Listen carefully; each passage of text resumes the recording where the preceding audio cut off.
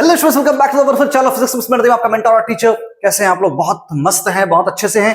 Class 10 CBSE का second part first chapter electricity का मैं यहाँ पे करवाने जा रहा हूँ। फर्स्ट पार्ट हमने करवा दिया है, कुछ टॉपिक्स हमारा बचा हुआ है जो कि मैं आज करवाने वाला हूँ। अगर आपने अभी तक फर्स्ट पार्ट नहीं देखा है इलेक्ट्रिसिटी चैप्टर का तो जाकर फर्स्ट पार्ट भी देखें। बहुत अच्छे से मैंने चीजों को डिस्कस किया है, ऐसा कि आपको समझ में आ जाए और आप सीख पाए। तो यहां हमारा मोटिव होगा सिर्फ पढ़ना नहीं, सीखना और समझना। तो अगर अभी तक आप क्लास 9th और 10th में हैं, आईसीएसई और सीबीएसई के अंदर आप पढ़ाई कर रहे हैं, आपने सब्सक्राइब नहीं किया चैनल को, सब्सक्राइब करके रखेंगे।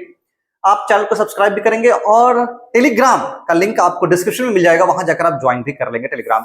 वहां आप मुझसे बातें कर सकते हैं, जो भी प्रॉब्लम होगा, जो भी सवाल होगा, आप मुझसे पूछ सकते हैं। तो देर नहीं करते, शुरू करते हैं आज का लेक्चर, जहां पर हम इलेक्ट्रिसिटी के आगे के कॉन्सेप्ट्स हम डिस्कस करेंगे। तो एक बार रिवाइज कर लेते हैं हमने पढ़ा क्या था। देखो, हमने शुरुआत की थी चार्ज से, ठीक है। चार्ज से हमने शुरुआत की थी, उसके बाद हमने इलेक्ट्रिक करंट पढ़ा, इलेक्ट्रिक करंट के बाद पोटेंशियल डिफरेंस पढ़ा। Now we are going to learn about resistance, then moving ahead resistance, resistivity सबके बारे में हम पढ़ेंगे।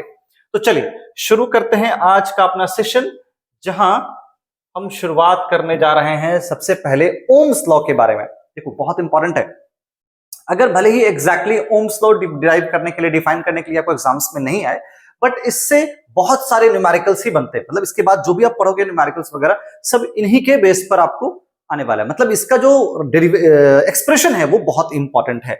तो सबसे पहले बात कर लेते हैं ये ओम्स लॉ होता क्या है। देखो, ओम्स लॉ जाहिर सी बात है, जो हमारे पास फिजिसिस्ट थे, साइंटिस्ट थे, उन्होंने दिया था। अब उनका कहना क्या था कि अगर आप टेम्परेचर और प्रेशर को कुछ बढ़ाओ या घटाओ नहीं, चेंज मत करो, है ना। तो टेम्परेचर वगैरह को चेंज मत करो, कांस्टेंट टेम्परेचर पे अगर आप सर्किट में यूं देखोगे, टेम्परेचर का वेरिएशन नहीं कर रहे हो, तब जैसे जैसे आप करंट को बढ़ाओगे, बेसिकली वोल्टेज बढ़ाओगे, करंट भी आपका घटे बढ़ेगा। यानी कि करंट, या फिर यूं मैं कहूं कि जो करंट होता है वो पोटेंशियल डिफरेंस पर डिपेंड कर रहा होगा। आप वोल्टेज यानी पोटेंशियल डिफरेंस को कम या ज्यादा करोगे, आपका करंट भी कम या ज्यादा होगा। तो एट कांस्टेंट टेम्परेचर क्या बोला गया है, मैं यहां पर लिख के आपको समझा रहा हूं, अच्छे से समझिएगा। एट कांस्टेंट टेम्परेचर, समझना इस चीज को, कौन सी बात कर रहा हूं मैं बात कर रहा हूं वोल्टेज और करंट के रिलेशन की। तो द पोटेंशियल डिफरेंस और द वोल्टेज, ऐसे लिखोगे, the potential difference across the resistor, difference across the resistor और across the conductor, across the circuit, ऐसे बोल सकते हो, अक्रॉस द सर्किट, ठीक है। Potential difference across the circuit is directly proportional to the current, ठीक। या फिर आपको ज्यादा बेहतर होगा, मैं आपको कहूंगा कि आप ऐसे भी लिख सकते हो, लेकिन पोटेंशियल डिफरेंस करंट पर डिपेंड करता है, ये बोलना ज्यादा सही नहीं होता है। हमारा सही क्या होता है कि हम यूं बोलें कि करंट पोटेंशियल डिफरेंस पर डिपेंड करेगा, है ना। क्योंकि वोल्टेज, करंट को तो हम अलग से नहीं सप्लाई करते हैं, बट पोटेंशियल डिफरेंस तो हमारे ऊपर है, हम जैसे चाहें वैसे हम चेंज कर पाएंगे। तो ज्यादा बेहतर होता है, इंस्टेड ऑफ पोटेंशियल डिफरेंस आप क्या लिखेंगे, the current across the conductor, the current across the conductor, that would be more accurate to write down. इसीलिए कई जगह आपको मिल जाएगा पोटेंशियल डिफरेंस भी, बट ज्यादा बेहतर होगा the current across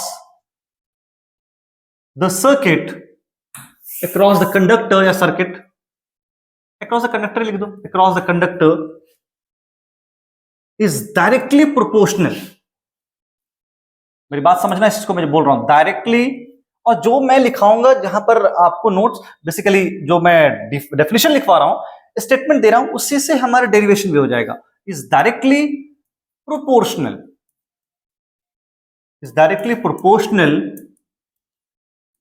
to the potential difference or voltage, directly proportional to the potential difference। अच्छा, potential difference को हम वोल्टेज भी कहते हैं, ये भी आपको पता होना चाहिए। अच्छा, इतनी बात मैंने कहा, तो इसमें ये तो मैंने बात भी जोड़ना है आपको कि टेम्परेचर हमेशा कांस्टेंट रहेगा at constant temperature. At constant temperature and pressure दोनों होता है, आप यहां पे लिख लो at constant, keeping the temperature constant, at constant temperature. समझ में आ गई बातें? इतना तो आपको समझ में आ गया होगा। कांस्टेंट टेम्परेचर पे जो हमारा करंट होगा किस पे डिपेंड करेगा, पोटेंशियल डिफरेंस पर डिपेंड करेगा। अब मेरी बात समझना, क्या बोला गया है, जो करंट होता है बच्चा, that is directly proportional to V। Directly proportional का साइन है, अगर आप वोल्टेज बढ़ाओ तो करंट भी बढ़ेगा, वोल्टेज कम करो करंट भी घटेगा। दूसरे तरह से आप इसे लिख सकते हो, V is proportional to I, ऐसे भी लिख सकते हो, कोई फर्क नहीं है। लेकिन चूंकि हम इसे हम अपने अकॉर्डिंगली चेंज कर सकते हैं, इसे तो ये तो हमारे हाथ में नहीं है ना, चेंज तो हम इसे कर सकते हैं, सेल इतने का लाएंगे उतना वोल्टेज होगा, है ना। अगर प्रोपोर्शनल की साइन को हम हटाते हैं तो वहां पर एक कांस्टेंट देना होता है हमें, तो let's remove this proportional sign, ये प्रोपोर्शनल का साइन हम इसे हटाएंगे तो कांस्टेंट यूज करना पड़ेगा, constant value, and that constant value is I, उसकी जगह पर हमने यूज कर लिया क्या, आर, लेट्स से आर। अब देखा ये आर है क्या, समझो, अब ये आर है क्या, ये जो आर है ना इसे कहते हैं रेजिस्टेंस, इसे कहते हैं रेजिस्टेंस। अगर इसे इस तरह से भी लिखना चाहो ना तो लिख सकते हो, कैसे, देखिए आप चाहें तो इसे इस तरह से भी लिख सकते हैं कि V बाई I का जो रेशियो होगा, अब कुछ भी डब्बी डिवाइड करो V और I को, that will always be constant.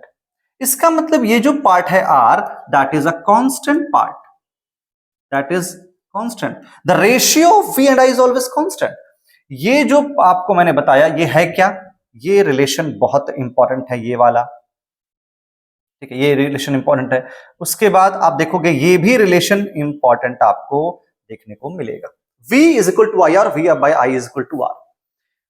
मैं फिर से बता रहा हूं कि करंट प्रोपोर्शनल टू वोल्टेज, आप वोल्टेज बढ़ाओ करंट बढ़ेगा घटेगा, तो मैं इसे इस तरह से भी लिख सकता हूं। अब यहां पे प्रोपोर्शनल की साइन को हटाना था, इक्वल टू किया, V is equal to I R आ गया। अब रेशियो लोगे V और I का, I को इधर ले जाओ तो R हमेशा कांस्टेंट होगा, यानी कि R को हम कहते क्या है, कोई नाम है क्या R का, बिल्कुल नाम है सर, उसे कहते हैं, R को मैं कहता हूं रेजिस्टेंस, क्या कहता हूं, resistance, R is called resistance which is a constant value here। समझ में आ गई बात, यही तो ओम्स लॉ है। ओम्स लॉ सिंपल सी बात है, कंडक्टर में आप करंट पास करो, वोल्टेज कुछ होगा, अगर वोल्टेज को आप डिफर करोगे, चेंज करोगे, तो करंट भी आपका उसी तरह से भी चेंज होने वाला है। यहां तक क्लियर हो गया, ये एक्सप्रेशन बहुत इंपॉर्टेंट है, आप याद करके रखो, V is equal to I R, इसके बेस पर बहुत सारे क्वेश्चंस आपको बनने वाले हैं। नेक्स्ट हम ऐसा, ओम्स लॉ क्लियर हो गया, यही तो ओम्स लॉ था, तो आपको एग्जांपल आ गया, तो अगर क्वेश्चन आ गया तो क्या लिखना है आपको, you have to write down, कि स्टेटमेंट पहले देना है आपको, then after the statement you have to write a short expression for the Ohm's law. Next, अब ये रेजिस्टेंस क्या है, इसके ऊपर हम बात करेंगे। देखो रेजिस्टेंस का सिंपल सा मतलब है रोकना, रुकावट करना, किसमें, करंट में रुकावट पैदा होना। It is the property of a material, a conductor, property of a material due to which it resist the flow of current. Resistance is basically the property of conductor, property of material, material लिख दो ज्यादा बेहतर रहेगा, a substance due to which, जिसकी वजह से it resists the flow of current, रोकता है, resists the flow of current, flow of current मतलब करंट को रोकना चाहता है, ऑब्स्ट्रक्ट करता है, भाई तुम फ्लो मत करो, मैं तुम्हें रोकूंगा, क्यों, क्यों रोकना है भाई, करंट तो अच्छी चीज है। देखो कोई ऐसा डिवाइस है जिसमें मुझे करंट कम चाहिए, कुछ ऐसा डिवाइस है मुझे जिसमें करंट ज्यादा चाहिए, तो मुझे जितना करंट चाहिए मैं उतना ही डिवाइस को दूंगा, नहीं तो मेरा डिवाइस खराब हो जाएगा।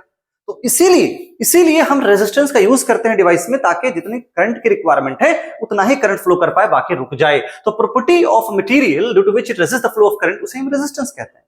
लेकिन रेजिस्टेंस को अगर मुझे डेवलप कराना है तो किसका यूज करेंगे, डिवाइस में हम यूज करते हैं इस तरह के चीजों का, जिसे हम कहते हैं रेजिस्टर। क्या कहते हैं इसे, वी कॉल इट रेजिस्टर।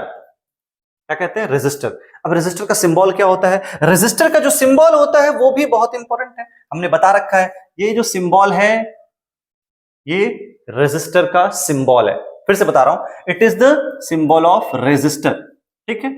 अब रेजिस्टर वेरिएबल रेजिस्टर भी होता है, जिसे हम बार बार अपने से अकॉर्डिंगली चेंज कर पाएंगे, उसको रियोस्टेट कहते हैं, है ना। तो अभी रेजिस्टेंस की बात करते हैं, क्या रेजिस्टर, अच्छा रेजिस्टेंस क्लियर हो गया, एक ऐसी प्रॉपर्टी मटेरियल की जिससे वो रेजिस्ट करेगा करंट के फ्लो को, रेजिस्टेंस हम लगाकर हम रेजिस्टेंस लगाकर हम रेजिस्टेंस प्रोड्यूस करते हैं।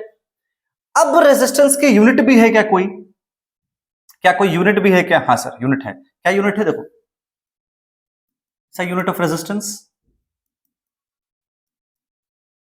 रेजिस्टेंस की यूनिट क्या है, रेजिस्टेंस की यूनिट होती है ओम। क्या होती है, ओम, OHM, ओम। या फिर सिंबल में आप उसे इस तरह का सिंबल देकर रिप्रेजेंट कर पाएंगे, ये हो गया रेजिस्टेंस, 2 रेजिस्टेंस, 2 ओम, 3 ओम, 4 ओम, ये यूनिट ऑफ रेजिस्टेंस है, यहां तक क्लियर है। अब ये भी हमें समझ में आ गया रेजिस्टेंस है क्या, रेजिस्टेंस होगा क्यों, क्यों प्रोड्यूस होगा रेजिस्टेंस? रेजिस्टेंस किसी मटेरियल में होता ही है। मैंने तो क्या कहा कि हर मटेरियल की अपनी प्रॉपर्टी होती है। इसका मतलब सारे जितने भी वायर वगैरह हैं, कंडक्टर है, इंसुलेटर है, सब में रेजिस्टेंस होता है। हाँ, रेजिस्टेंस सबके अंदर प्रोड्यूस होगा।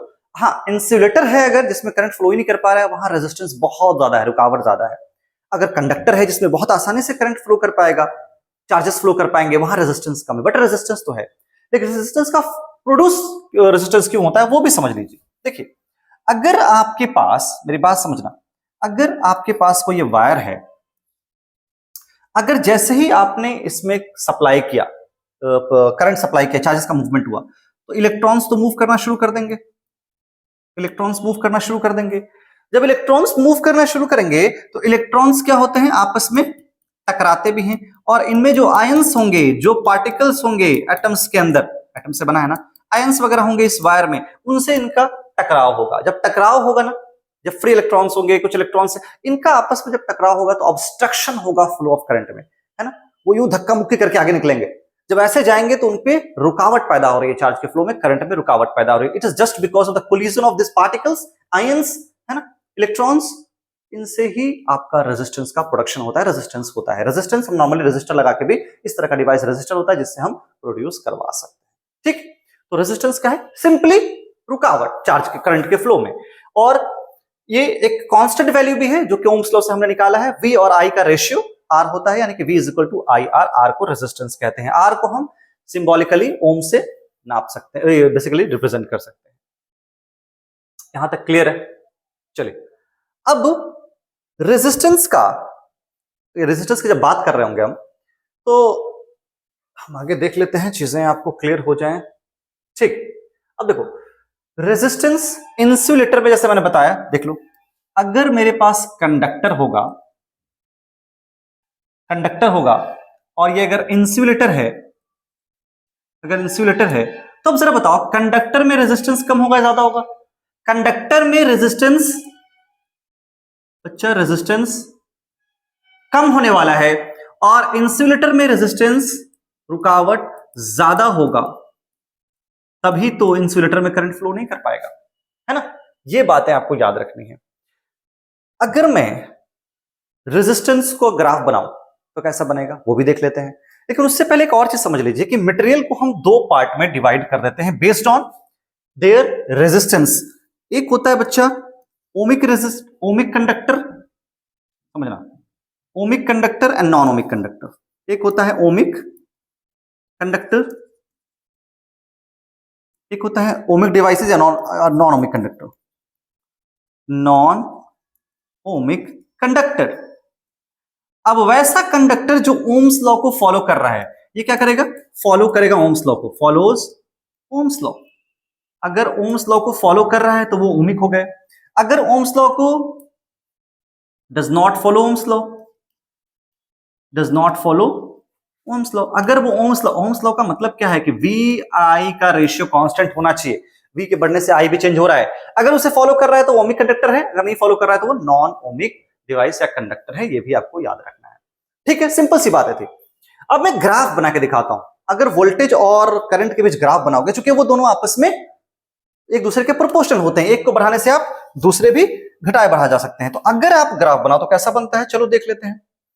ग्राफ मैंने ड्रॉ किया, ये हमारा एक्स एक्सिस है, this is our Y axis, and if I draw a graph it appears to be like this। देखो, इस तरह का ग्राफ बनेगा, किसका? V और I का। अगर आपने यहां पर V रखा है, ये अपने I रखा है एम्पियर में, वोल्टेज रखा है, अगर पोटेंशियल डिफरेंस है यहां पर वोल्ट में, तो वोल्ट और V और I का ग्राफ जो बन रहा है वो कैसा बन रहा है? स्ट्रेट लाइन जा रहा है, स्ट्रेट लाइन जा रहा है इंक्लाइन होकर।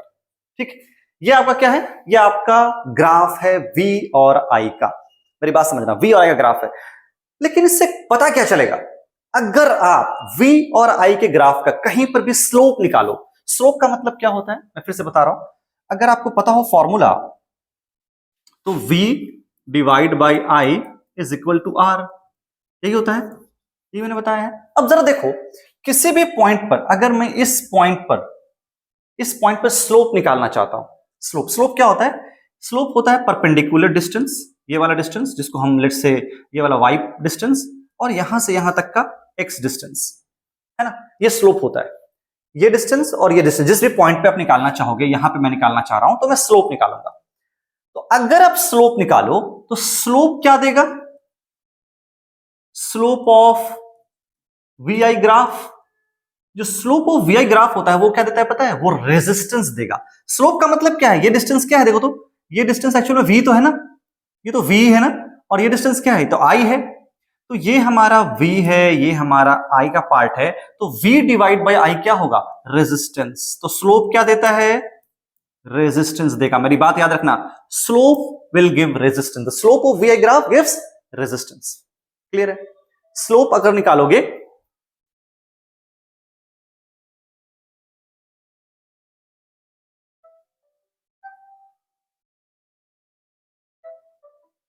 यहां तक तो क्लियर हो गया कि वी आई का ग्राफ जो होगा हमें रेजिस्टेंस देता है अगर मैं स्लोप निकालूं तो। स्लोप फिर से बता रहा हूं, आप कहीं पर भी स्लोप निकाल लो, इस पॉइंट पे स्लोप निकालो, अगर ये निकालोगे और ये डिस्टेंस फाइंड आउट करोगे तो पता है वो भी आपको v बाई आई रेजिस्टेंस ही देगा। और यहां पर आप निकालो, हर पॉइंट पर वो r की वैल्यू सेम होगी, कांस्टेंट होगी। मतलब v बाई आई किसी जगह भी निकाल लो, दैट विल बी कांस्टेंट, वो रेजिस्टेंस की वैल्यू देगा। अगर इसका उल्टा कर दो, i और v ग्राफ दे दो, देगा तो क्या निकलेगा? आगे बात करते हैं। तो ये वी आई ग्राफ है, सिंपल से। आपको अगर v की वैल्यू दे रखी होगी, अगर आपको v की वैल्यू दे रखी है और i की वैल्यू दे रखी है, अगर बहुत सारी v की वैल्यू है और i की वैल्यू है, आप v बाई आई करके हर पॉइंट पर निकालकर एक ग्राफ बना सकते हो। v बाई आई की रेशियो निकालोगे, v लगाओ, i लगाओ, v आई देखकर आप जो ग्राफ बनाओगे ना, तो क्या स्ट्रेट लाइन ग्राफ आएगा, दैट विल बी कांस्टेंट। ठीक है, v आई का रेशियो हर पॉइंट पे कांस्टेंट होगा, यानी कि स्लोप कांस्टेंट होगा। अच्छा, स्लोप का मतलब भी यही है, स्लोप का मतलब यही है। अगर आप ग्राफ देखो, यहां पर ये ग्राफ है, अब बताओ a का स्लोप ज्यादा है या b का स्लोप ज्यादा है? तो आपको एंगल देख के बताना होगा, जिसका एंगल ज्यादा है उसका स्लोप ज्यादा है।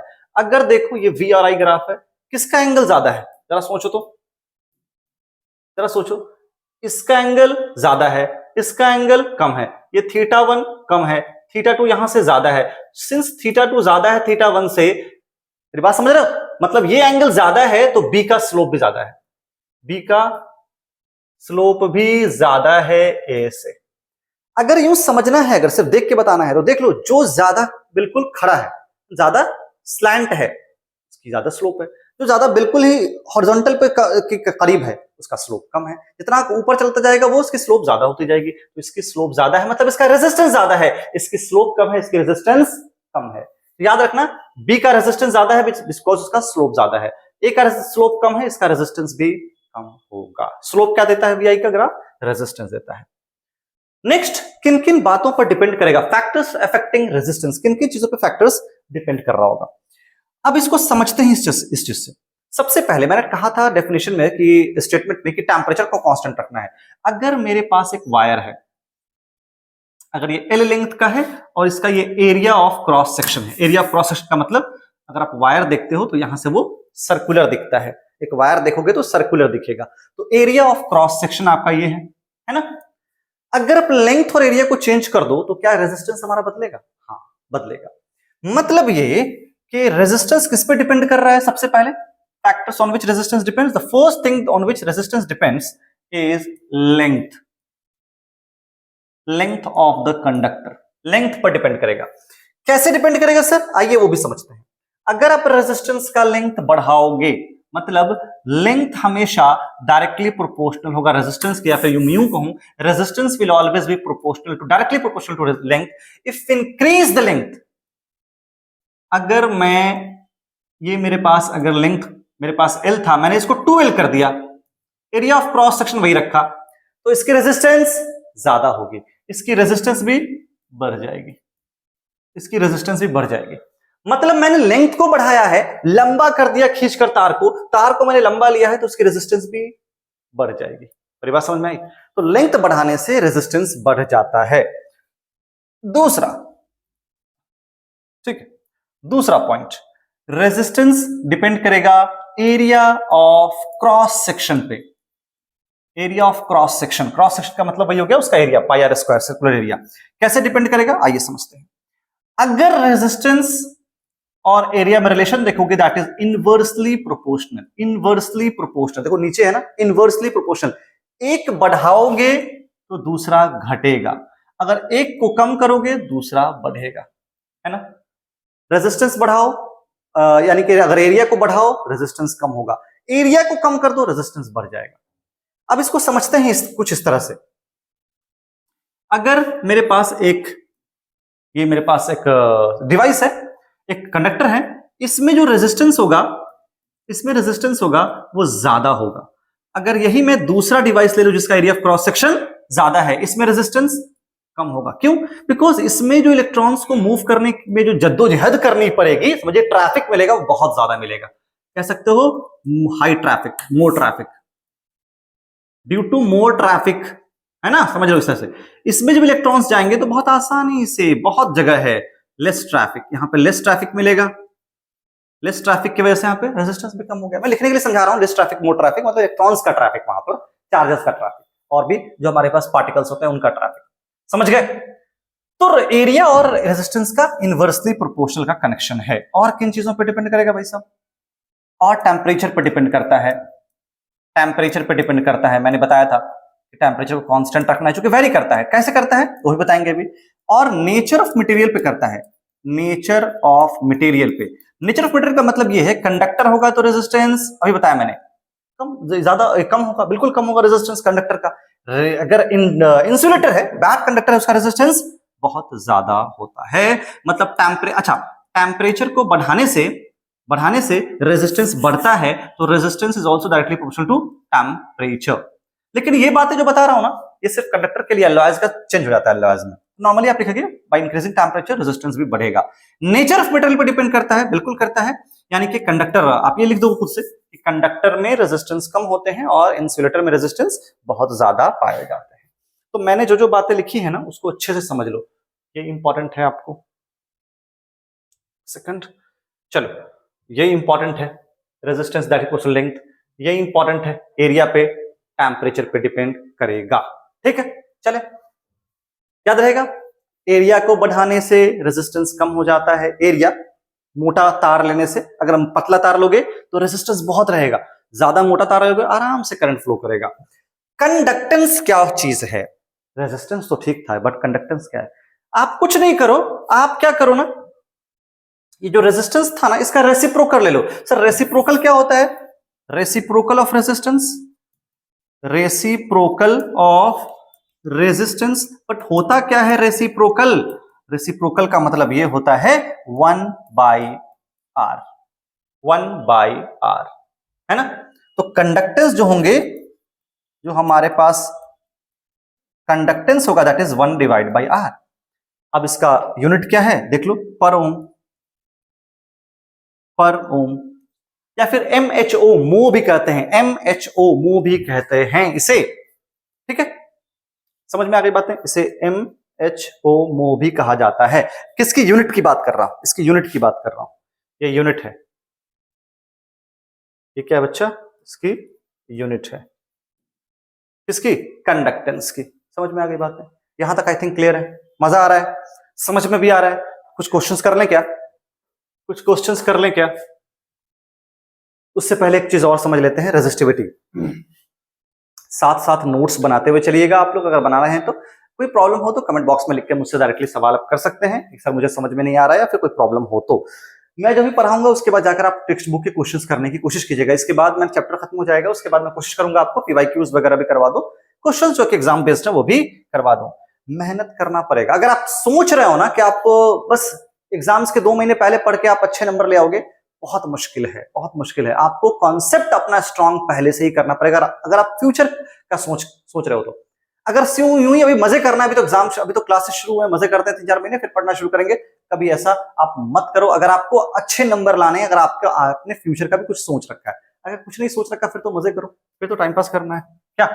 चले आगे बढ़े, चलिए रेजिस्टिविटी की बात करते हैं। देखो रेजिस्टेंस तक तो ठीक था, ये वर्ड फिर रेजिस्टेंस से मिलता जुलता रेजिस्टिविटी है। क्या है ये रेजिस्टिविटी? रेजिस्टिविटी को समझने के लिए पहले हमने रेजिस्टेंस किन किन चीजों पर डिपेंड करवाया था, किनका कौन कौन सा फैक्टर्स थे उसको देख लेते हैं। रेजिस्टेंस डिपेंड कर रहा था बच्चा लेंथ पर। देखना, जो रेजिस्टेंस था वो लेंथ पे डायरेक्टली प्रोपोर्शनल था। बहुत बढ़िया। जो रेजिस्टेंस था that was inversely proportional to area. बहुत बढ़िया, ये भी क्लियर है। अगर मैं इन दोनों को कंबाइन कर दूं तो कुछ निकल कर आएगा क्या? कुछ निकल कर आएगा क्या? चलिए देख लेते हैं। अगर मैं इन दोनों को कंबाइन कर दूं तो यूं निकल के आता है कि L divide by A, length divide by area पर ये डायरेक्टली प्रोपोर्शनल है। जितना पढ़ना है उतना ही बताएंगे, एक्स्ट्रा नहीं। अब ये प्रोपोर्शनल फिर से साइन आ गया। If we need to remove this proportional sign we have to include a constant value. तो मैं क्या करूंगा, रेजिस्टेंस इक्वल टू एक कांस्टेंट का यूज करूंगा, और वो कांस्टेंट पता है क्या होगा? वो कांस्टेंट होगा इस तरह का रो, बताऊंगा क्या है, और फिर L डिवाइड बाई ए। अब ये नई चीज क्या आ गई सर? अब ये नई चीज क्या आ गई? ये जो पार्ट आप देख रहे हो, ये इसे कहते हैं रो। क्या कहा जाता है? RHO, रो। और इसका नाम है रेजिस्टिविटी। इसका नाम क्या है? रेजिस्टिविटी। सर नाम ही है या डिफाइन भी कर सकते हैं? डिफाइन भी कर सकते हैं, बिल्कुल कर सकते हैं। आप एक काम करो ना, इसी फॉर्मूले को ले लो। चलो आप एक काम करो, इस रेजिस्टेंस के फॉर्मूले को ले लो। Wait a second. हाँ, इसी रेजिस्टेंस के फॉर्मूले को आप जरा ले लो, रो L डिवाइड बाई ए। यहां से जरा देखो कि अगर मैं लेंथ को 1 यूनिट कर दूं, 1 मीटर कर दूं, 1 सेंटीमीटर कर दूं, जो भी चाहूं वो कर सकता हूं, आपके अकॉर्डिंगली 1 हो जाए। अगर ये लेंथ हमारा 1 यूनिट हो जाए और ये एरिया हमारा 1 यूनिट हो जाए, 1 मीटर स्क्वायर, 1 सेंटीमीटर स्क्वायर, जो भी 1 यूनिट हो जाए, तो पता है क्या होगा? ये जो रेजिस्टेंस है ना, that will be equal to resistivity.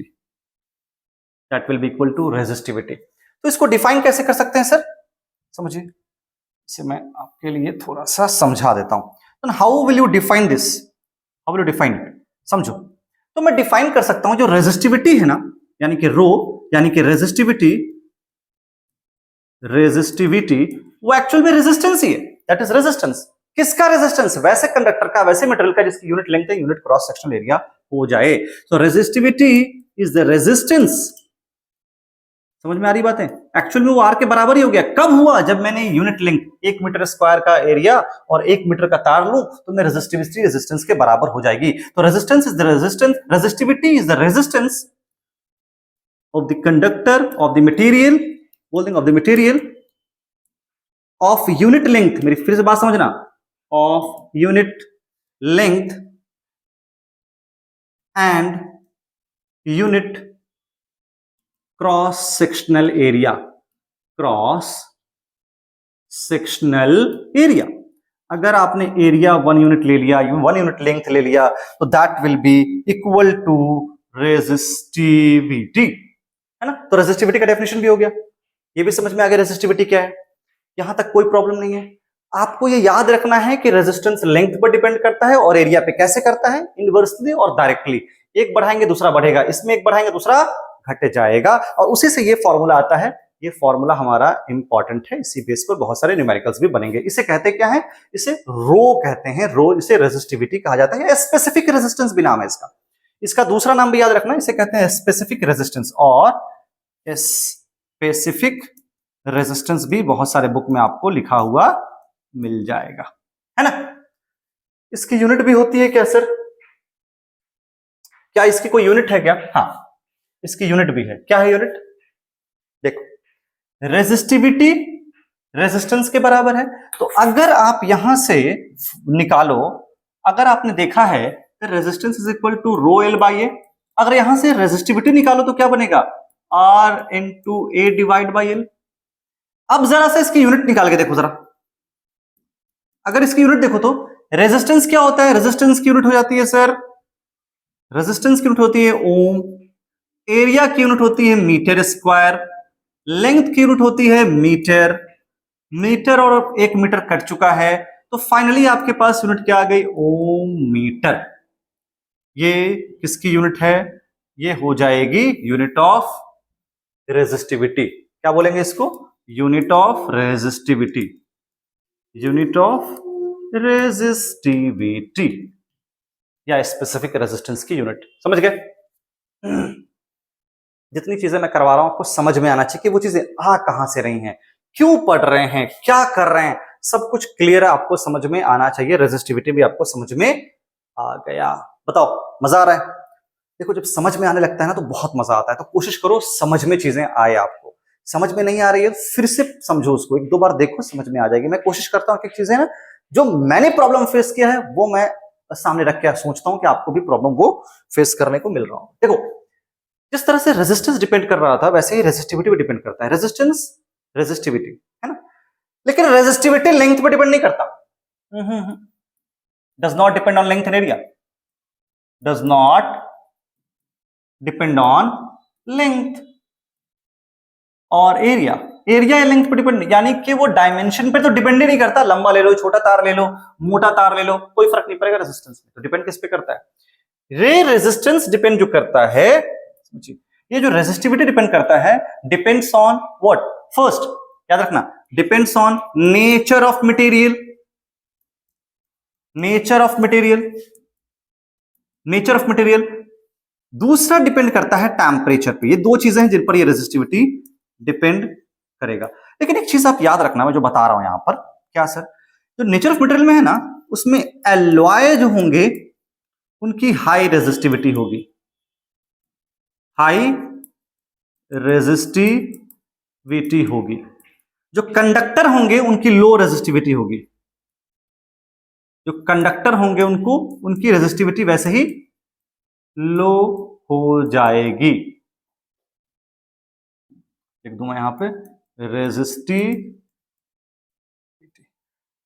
Alloy की हाई रेजिस्टिविटी या जो बैड कंडक्टर होंगे उनकी हाई रेजिस्टिविटी। टेम्परेचर पर भी डिपेंड करेगा जैसे रेजिस्टेंस हमारा कर रहा था। लेकिन एक चीज और भी है जो एनसीईआरटी का लाइन है, वो भी आप याद रख लीजिए, क्वेश्चन इस पर बनते हैं जो नोट्स में मैंने यहां पे लिख रखा है। क्या लिख रखा है मैंने नोट्स में, ध्यान देना जरा। एलॉय जो होते हैं वो जल्दी जलते नहीं है, ऑक्सीडाइज नहीं करते हाई टेम्परेचर पे, और उनकी रेजिस्टिविटी थोड़ी सी ज्यादा होती है, और वो ऑक्सीडाइज बर्न भी नहीं करते। और यही कारण है, मेरी बात समझो, और यही कारण है कि जो इलेक्ट्रिकल हीटिंग डिवाइस होते हैं, गर्म होने वाले डिवाइसेस, बल्ब है ना, जैसे बल्ब हो गया और टोस्टर हो गया, बहुत सारी ऐसी चीजें, आयरन हो गए, इन सब में हम किसका यूज करते हैं? एलॉय का यूज करते हैं, जो गर्म होकर पिघलेगा ही नहीं। गर्म हो जाएगा, जलेगा, पिघलेगा नहीं, मतलब बिल्कुल जलेगा नहीं पूरी तरह से, ऑक्सीडाइज नहीं होगा, पिघलेगा नहीं, जलेगा नहीं पूरा, लेकिन हाँ जो बेसिक पर्पस उसका है वो फुलफिल करेगा। रेजिस्टिविटी इसकी ज्यादा होती है, रेजिस्टेंस प्रोड्यूस करेगा बहुत ज्यादा, उससे क्या होगा? वो हीट अप करेगा बट वो जलेगा नहीं, इसीलिए एलॉय को यूज करते हैं हीटिंग डिवाइसेस में। सेकेंडली कुछ नाम याद रख लीजिए। टंगस्टन कहां यूज करेंगे? बल्ब के फिलामेंट में। जो हमारे पास आपने इस तरह का बल्ब देखा हो, तो यहां पे इसमें फिलामेंट होता है, टंगस्टन का होता है। टंगस्टन का यूज करते हैं बिकॉज एक एलॉय है। कॉपर एल्यूमिनियम एक कंडक्टर है जिसको हम ट्रांसमिशन लाइन के लिए यूज करते हैं, बिजली के करंट को दौड़ाने के लिए एक जगह से दूसरी जगह ट्रांसमिशन लाइन का यूज करेंगे, वहां पे कंडक्टर का यूज करते हैं बिकॉज इसकी रेजिस्टिविटी कम होती है। एलॉय का यूज करते हैं, रेजिस्टिविटी ज्यादा होती है, वो जलते नहीं है, और वो हीटिंग डिवाइस में as a heating material provide किया जाता है। समझ में आ गई बात? उसी तरह से और भी हमारे पास कुछ एलॉय हैं, कॉन्स्टेंटन है ना, उसके बाद कॉपर निकल का आपको मिल जाएगा बहुत सारा एलॉय। तो इस तरह से जो एलॉय होते हैं बेसिकली यूज इसी पर्पज से किया जाता है कि उनकी रेजिस्टिविटी ज्यादा हो और वो करंट को पास करने से रोके, हीटिंग मटेरियल में यूज किया जाए। चलो आगे, मैग्नीन भी होते हैं, मैग्नीज और निकल के। How much current will an electric bulb draw from a 220 volt source if the resistance problem है? बहुत अच्छे समझेंगे, आधा आपको कॉन्सेप्ट क्लियर हो जाएगा आधा। देखो मैं समझा देता हूं पहले। How much current will an electric bulb draw from a 220 volt source if the resistance of the bulb filament is 200 ohm? एक पार्ट है और ये दूसरा पार्ट है, दोनों पार्ट को समझते हैं। गिवन क्या क्या है, गिवन क्या क्या है समझते हैं। देखो जरा, how much current electric bulb, कितना करंट ड्रॉ करेगा इलेक्ट्रिक बल्ब? 220 वोल्ट सोर्स है, तो यहां पर वोल्टेज दे रखा है सर 220 वोल्ट। ओके, करंट पूछा गया है, रेजिस्टेंस दे रखा है हमें, रेजिस्टेंस दे रखा है 1200 ohm. Now we have been asked about the current drawn. हमें पता है एज पर ओम्स लॉ लिखोगे V is equal to I R, या फिर मुझे I निकालना है तो क्या लिखूंगा मैं? I is equal to V divide by R। अब जरा यहां देखो V कितना है 220, ये कितना है R, दैट इज 1200, जीरो से जीरो काट दो, है ना। क्या पूछा है? How much current electric bulb draw. अब बताओ आप निकाल लोगे? नहीं निकलेगा? चलो ट्राई करते हैं, सॉल्व कीजिए इसे। 11 बार में तो जाएगा नहीं, आप इसे 2 बार में देखिए, 211 बार में, 2660 बार में ना गया 11/60 एम्पियर। इसे डेसिमल में करके आप लिख देना, that will be your answer. ठीक है, समझ में आ रही बातें? डेसिमल में या फिर रेसिप्रोकल में लिख देना, होल नंबर में लिख देना, आ जाएगा आंसर। ठीक है, चलो नेक्स्ट फ्रैक्शन आगे बढ़े। समझ में आ गया, सिंपल सा क्वेश्चन था, मैंने आई में v और r पुट किया, v डिवाइड बाय r किया, हमारे पास सॉल्यूशन आ चुका है। नेक्स्ट है हमारा सेकंड पार्ट, ये था हमारा b सॉल्व करते हैं। b में क्या दे रखा था, how much current will an electric heater coil draw from a 220 volt if the resistance of the heater coil. अब रेजिस्टेंस दे रखा है और हमें कॉइल का वोल्टेज दे रखा है, तो वोल्टेज 220 वोल्ट है, यहां पर रेजिस्टेंस दे रखा है 100 ओम। अगर आप निकालने जाओ तो I क्या हो जाएगा, V is equal to IR। ठीक है, और how much current, I is equal to again V divide by R।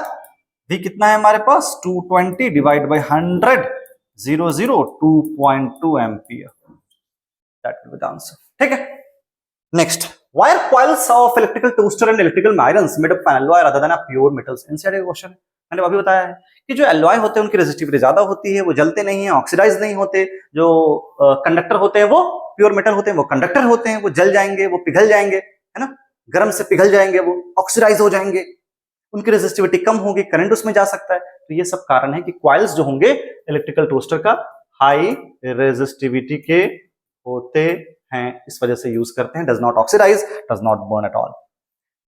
Next हमारा है combination of resistance. Combination of resistance, यहां तक रहने दें या फिर आगे बढ़े, यहां तक रहने दें। चलो तो आज के इस लेक्चर को यहीं पर खत्म करते हैं, कोशिश करेंगे नेक्स्ट लेक्चर में आपका कॉम्बिनेशन ऑफ रेजिस्टेंस सारा खत्म करते हैं और heating effect of electric current खत्म कर दें। एक और आपका लेक्चर मैं लूंगा इस चैप्टर का, ताकि पूरे कॉन्सेप्ट को अच्छे से क्लियर कर दूं और कुछ क्वेश्चंस भी मिलेगा तो करवा देंगे। ठीक है, तो इस चैप्टर को यहीं पर रखते हैं और नेक्स्ट इस आज के लिए इतना ही, अगले वीडियो में मिलेंगे तो आगे करेंगे ताकि आप प्रैक्टिस भी कर पाए तब तक। ठीक है, तो that's it for today's class guys, अगले वीडियो में मिलेंगे अच्छे कॉन्सेप्ट के साथ, क्वेश्चंस के साथ। टिल देन जुड़े रहें हमारे साथ, सब्सक्राइब करके रखें और अपने दोस्तों को शेयर करें। आप मुझसे डायरेक्टली टेलीग्राम पर बातें करें, आप कमेंट बॉक्स में लिखें अपने सवाल और मुझसे जुड़ सकते हैं। याद रखिए, सिर्फ पढ़ना नहीं, हमें सीखना है और समझना है। कोई भी प्रॉब्लम आएगा मिलकर सॉल्व करेंगे। तो जुड़े रहिए मेरे साथ, मिलते हैं अगले वीडियो में। टिल देन बाय, चलो, थैंक यू एवरीवन, बाय।